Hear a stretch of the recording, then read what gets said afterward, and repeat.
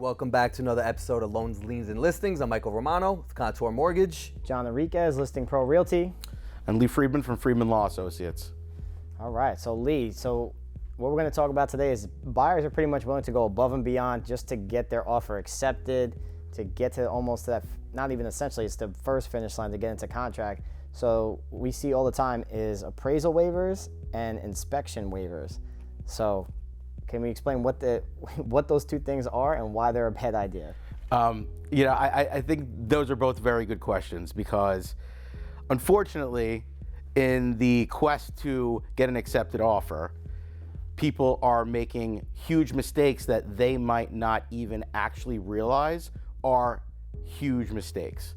Let's start with the inspection. So before anyone purchases a house, ordinarily you'd have a licensed home inspector to go in, find any and all issues that might be with the house, if it's foundational, if it's electric, if it's plumbing, etc.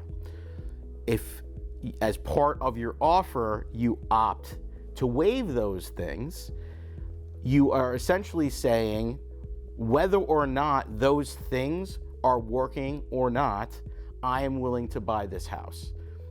The problem occurs because in most transactions, they're as is. What as is means, as is as of the time of contract. So let's say for argument's sake, the electrical is not working. The seller is not making a representation related to the electrical. You, as a purchaser, expect the electrical to work, but it's not working at the time of contract. If you haven't done an inspection, you don't know that the electrical is not working. So you cannot then turn around and say, unless there's a clause in the contract which most say that all the major systems, plumbing, electrical, etc., are in working order at the time of contract. That's not necessarily part of a contract, and if it's not in it, then if it's not working at the time of contract, there should be no expectation that it's working at closing. And if you're a buyer who's expecting electrical to work, if you haven't done that inspection to see that it's not working properly, you're out of luck, and you still have to go ahead with that purchase. When it comes to appraisals, I think for the most part that causes even bigger issue, because now you're dealing with a variable that is completely out of your control, and you don't have, if you're getting financing, your ability to borrow is based upon a certain percentage of the appraised value. So let's say for argument's sake, you're taking out an FHA loan and you're putting down 3.5%, and you don't have a ton of cash put aside, so you're borrowing and using a program that allows you to put down a relatively small amount of money. Now, if you have that sort of loan and you waive the appraisal, you don't have the ability to pull out of the contract if it doesn't appraise for contract price. So unless you have the ability to bridge the gap, you really are not in a position to waive the appraisal. And by waiving the appraisal, you're eliminating one of your outs.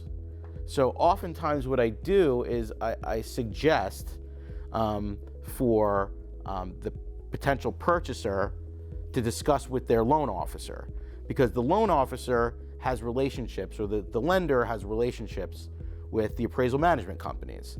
And even though we're not necessarily going to have an absolute number, they could ask the question and say, in the worst case scenario, what do you think, a 3 and 2 in this neighborhood in this shape would go for? Well, if our purchase price, let's say, is $500,000, and we get we'll just call it a soft number, let's say, we could, it definitely seems like that neighborhood is, supports a 475. If you're going to waive that appraisal, you have to be prepared, potentially, to come with an extra $25,000.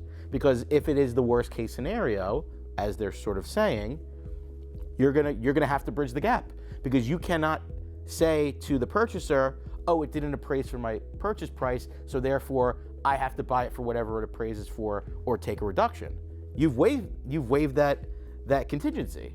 So by doing that, you have to make sure that you have the money to bridge the gap, or you're absolutely certain that it's going to appraise. And what if it doesn't, and you don't have the money? You lose your down payment? Correct. You are in default. I mean, for personally, if I'm representing a purchaser, I don't want to waive an appraisal, No.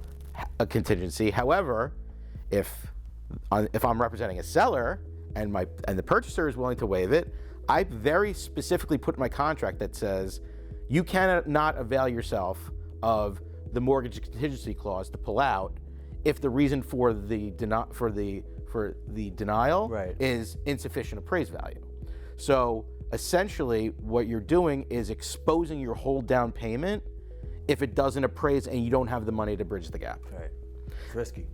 Absolutely. And sometimes what we'll do, or what I'll suggest, is instead of an out-and-out appraisal waiver, we sort of try to do a spread. Right. So if you know that you have an extra $10,000 aside, you can say, I will buy it for up to $10,000, either the purchase price or up to $10,000 above the appraised value. That allows you to look more attractive as a purchaser, but still being within your means, and make sure that you could still get the deal, even though it's not necessarily appraising. Right.